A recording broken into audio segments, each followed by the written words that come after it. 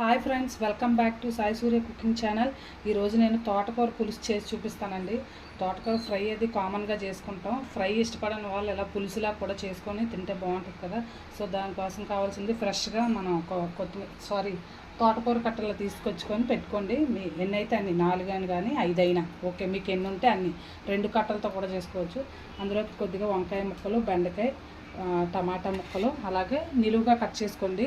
ఉల్లిపాయ, పచ్చిమిర్చి, కొద్దిగా బియ్యం నానబెట్టుకోవాలండి. అంటే బియ్యం పిండి మా ఇంట్లో అయిపోయింది. సో ఇలా పిండి ఉంటే పిండి వేసుకోవచ్చు, లేదా ఇలా నానబెట్టి మిక్సీ చేసి వేసుకోవచ్చు.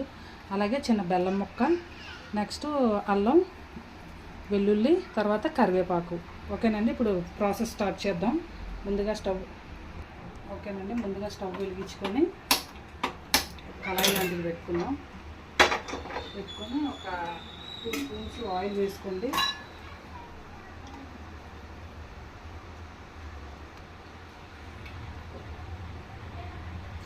ఆయిల్ హీట్ ఎక్కేలోగా మనం కొద్దిగా తోటకూర కట్ చేసుకుందాం. ఈలోగా 3 టేబుల్ స్పూన్స్ ఆయిల్ వేసుకోండి.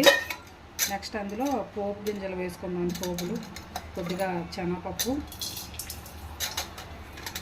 కొద్దిగా మినప్పప్పు. నేను చెప్పాను కదండి, ప్రతి ఐటెంలో అంటే చికెన్ నాన్ వెజ్ ఐటెంలో వేయను, వెజ్ ఐటమ్స్లో కొద్దిగా మెంతులు వేస్తాను. అలాగే కొద్దిగా ఆవాలు, నెక్స్ట్ కొద్దిగా జీలకర్ర. ఇలా అన్నీ వేసుకున్నాం కదండి. ఫ్రై అయ్యేలోగా అందులోని ఒక 4 ఎండుమిరపకాయలు,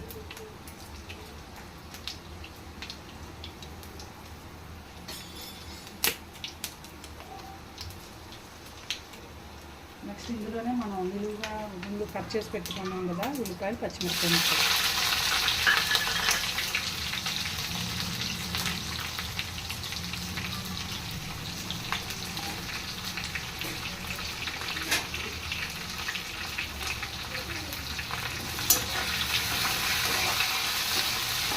ఇది ఇలా ఫ్రై అవుతుంది కదా. ఫ్రై అయ్యేటప్పుడే అల్లం వెల్లుల్లిపాయ ముక్కలండి. అంటే లేదు అల్లం అది లేకపోతే, ముక్కలు లేకపోతే పేస్ట్ అయినా వేసుకోండి. అలాగే కొద్దిగా 2 కరివేపాకు రెమ్మలు.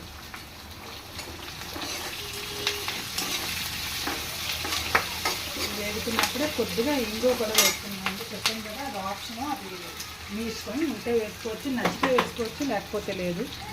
కొద్దిగా ఇంగువ. పులుసు ఐటమ్స్కి చెప్పాను కదండి, ఇంగువ బాగుంటుంది కదండి.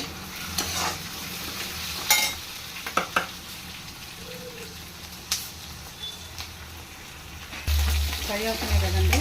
దీంట్లోనే మనం ముందుగా కట్ చేసి పెట్టుకున్నాం కదా, ఆ ముక్కలు కూడా వేసుకున్నాం. వంకాయ, బెండకాయ, టమాటో ఉంటే గుమ్మడికాయ ముక్కలు కూడా వేసుకోవచ్చండి. గుమ్మడికాయ వేస్తే గుమ్మడికాయ తెచ్చుకోదండి. అదే కూర వండుకుంటాం కదా, ఎల్లో కలర్లో ఉంటుంది కదా అది. తర్వాత ఇంకొకటి బూడిద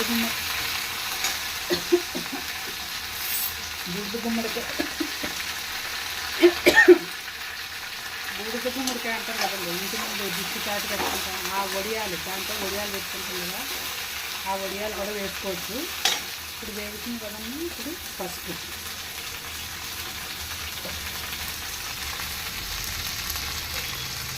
అలాగే నెక్స్ట్ ఒక 1/2 చెంచా కారం,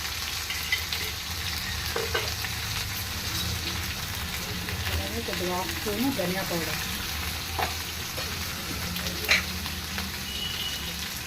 కొద్దిగా 1/2 స్పూను జీరా పౌడర్ వేసుకొని కలుపుకుందాం. కలిపి 10 నిమిషాలు మూత పెడదామండి. అప్పుడు ఉప్పు వేద్దాం.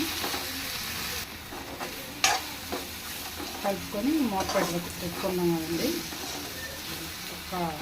ఇప్పుడు కొద్దిగా ఉప్పు కూడా వేసుకుందాం. కల్లుప్పు వేసుకుందామండి, ఎందుకంటే పులుసు కదా, కొంచెం ఎక్కువే పడుతుంది కదా. సో ఒక 5 నిమిషాలు వేగిద్దామండి. ఇవి వేగుతూ ఉంటాయి. ఈలోగా మనం తోటకూర కడుక్కొని పక్కన పెట్టుకున్నాం. కట్ చేసి పక్కన పెట్టుకున్నాం. ఓకేనండి, 10 నిమిషాలు, ఒక 5 నిమిషాలు అన్నాం కదా, వేగింది కదా. ఇప్పుడు ముందుగా కడిగి కట్ చేసి పెట్టుకున్న తోటకూర కూడా వేసుకున్నాం.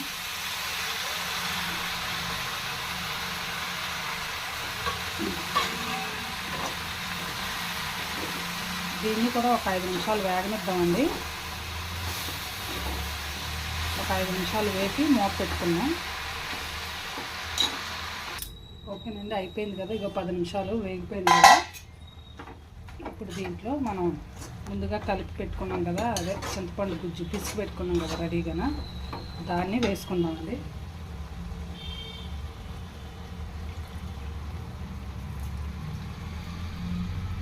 పులుసు కదా కొంచెం బాగా ఎక్కువగానే పడుతుంది.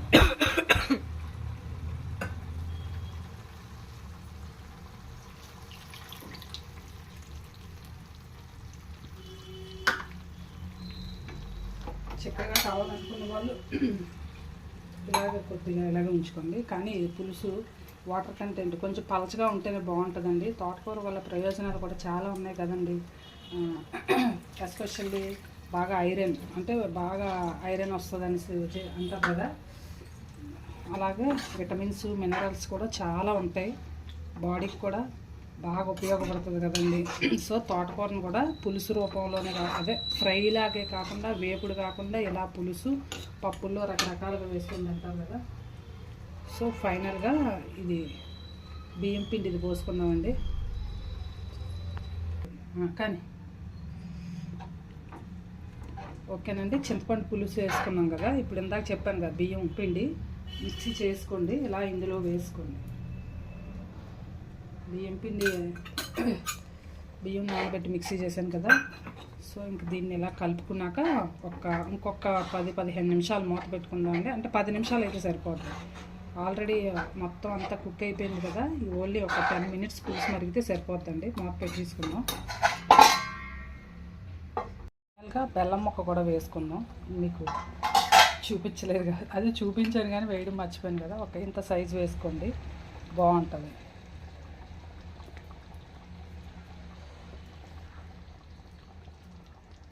ఫైనల్గా ఒకసారి కలుపుకొని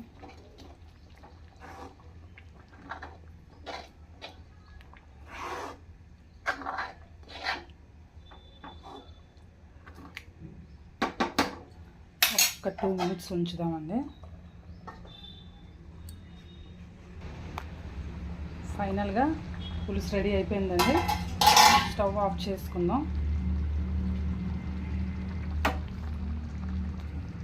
దీన్ని ఒక సర్వింగ్ బౌల్లోకి తీసుకుందాం. చూసారా పులుసు ఎంత బాగా రెడీ అయిపోయిందో. ఓకేనండి, ఫైనల్గా తోటకూర పులుసు రెడీ అయిపోయింది. మీరు కూడా మీ ఇంట్లో చేసుకొని ట్రై చేసి టేస్ట్ చేసి మీ ఫ్రెండ్స్కి కూడా షేర్ చేయండి. అలా ఎలా ఉందో కామెంట్ పెట్టండి.